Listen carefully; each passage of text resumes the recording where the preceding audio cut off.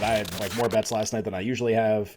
As much as that stuff's all fun, like I still want to watch the big games, like especially in the NBA, and I want to watch stuff that like affects awards and futures and stuff that I like really like to bet a lot of money into. So Cleveland Dallas was it for me from opening tip. That was on the main screen and it never moved. And I was watching Kentucky a little bit. I was watching some other stuff on second screen or third screen at times, but Dallas Cleveland never. So it's always so rewarding, especially in an NBA game. So many bad NBA games, especially this time of year. It's so rewarding. Like you stick with a game the whole time, and the payoff when you actually get to the end, and it's like that. So like Dallas had this team totally dead to rights. I mean, really like up 10, 3-4 minutes left, and like the series of events that led to the Max Strus half-court three-pointer was crazy enough as it was. Like, and then the shot itself is obviously really ridiculous. But you mentioned the score and score the other way, which you got in Kentucky, Mississippi State, and we had it obviously in Dallas, Cleveland, like Luka assist for what looked like the bucket that was going to put Dallas ahead, and then Strus like bangs the three, coming right back the other way. It like reminded they ran me the Nova play, right? How about the presence of mind to run a play, basically, right? They ran the Nova play, but way further back. But how about the presence of mind there to run a play, right? Like with no time to think about it. Just and Strus is just like, you just root for guys like that. He just like he got white hot. He was making everything, like cares a ton.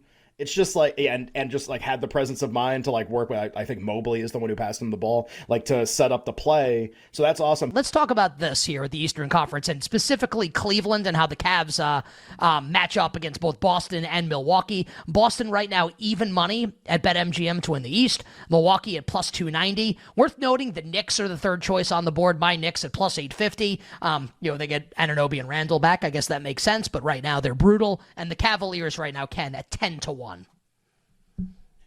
Yeah, this is basically like a conversation we also could have had 3 weeks ago when Cleveland was in the middle of there. I think 15-1 over 16 games, something like that. Like didn't lost once I think in about a month and a half span, and their their statistical profile would never have looked better than it did after that game. And then off of the win last night, it's the same questions that we're asking, right? And so I'll kind of say the same thing that I said then, which is, I look at a lot of historical criteria, who can win the title, what do you need to be good at, and after Boston.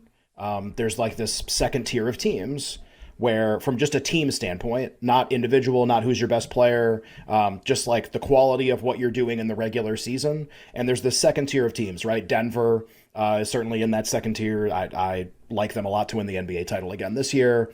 There are a couple other teams, which we'll talk about, which are in the first tier, one of whom played last night. And Cleveland is always in the second tier. And I always see them, and I always see kind of like how they look on a sheet of paper. That's how I always say it. And I go, what am I doing here? Because like at this exact moment, it's basically like Boston, Denver, them, and everyone else has a ton of red flags. And you go like, well, one of these teams doesn't belong. Like here's one of the great regular seasons of all time. Here's the best player in the league and maybe one of the best 20 players ever already. And here's Cleveland, and here's Cleveland, and here's Evan Mobley and Max Strus and Donovan Mitchell and JB Bickerstaff too. So. My answer is I don't know what to do. Mitchell as the best player on a title team. People always hear me rail against like Tatum as the best player on a title team. Mitchell and Tatum to me seem like really, really like quantities in some ways. I think people would argue, especially this year, Tatum's a much better defender, which is definitely true. He's also playing with better players too. They both sort of strike me as the same as like a ceiling best player on a title team, which is it can happen. I'd just rather go somewhere else in terms of the best player on a title winning team. So it's Cleveland always strikes me as, well, it's possible, but would you ever bet on it? And that's where you lose me to a certain extent. If it happened and I was against it and then it happened, I'd be like, yeah, okay. Like it could have happened and I saw it coming, but I would have rather have bet Denver. I'd rather have bet Milwaukee, who we can talk about. I'd rather bet somebody else. So I still feel that way with them. And until Mitchell and Bickerstaff in a playoff series, until it starts to look different than how it looked last year against the Knicks, then I think we're all going to think that. Yeah, I don't think there's any question about it. Like I wouldn't want the Cavaliers in any of those spots against Boston. I wouldn't want the Cavaliers against Milwaukee. If the Knicks were full strength, I would like the Knicks better than the Cleveland Cavs. Beat them last year. Also, like the Knicks are not full strength, and they're really bad right now, which sucks, but it is what it is. Still time for the guys to get healthy. You bet with Nick and Ken here on a Wednesday. I am just salivating over the potential opportunity. And Boston's obviously going to be favored in series against any of these teams in the East. Salivating at the opportunity in the Eastern Conference Final to play Milwaukee at a plus price against the Boston Celtics. And I do think, and like I'd pick Denver also against Milwaukee in an NBA Final right now. I know you would as well. I really like this Milwaukee team. And I think in the short term, they're just going to keep nuking. Like they play Charlotte again, as you said earlier, right? In a back-to-back, I think they're going to nuke Charlotte again. I love the Bucks right now. I can't get enough of the Milwaukee Bucks. Still my team, my pick to win the Eastern Conference, Ken. And I can't wait to bet them against Boston. Please give me that matchup in the playoffs. Mike, it's been a while since we had you on the show. How do you kind of like parse through the balance of power right now in the Eastern Conference, where the Celtics like can't stop winning, like they won 9 straight games, obliterated the Sixers last night in the second half, but obviously questions about whether this team can actually get to the finals. Can they win a championship? I'm really big on Milwaukee right now, as Ken said, obliterating the Hornets last night, and the Cavs kind of can't stop winning either. And you got the Knicks. If we ever get guys back healthy, maybe Embiid comes back for Philadelphia. How do you view the balance of power right now, Mike, in the East? Yeah, Milwaukee, look, their defense has been a lot better.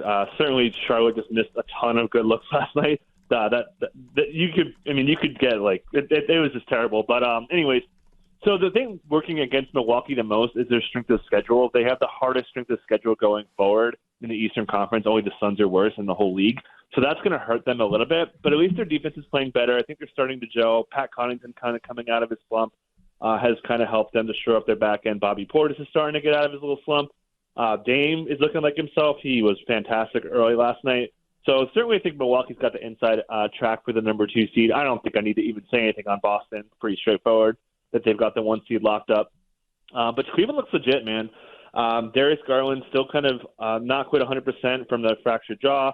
Evan Mobley's been insane defensively. He's first in the NBA on points per possession against based on shots defended. That's per synergy. So they've got really good defense. There's obviously the concerns. We saw Jared Allen flame out against the Knicks. So I don't know if they've got, make a deep run kind of situation.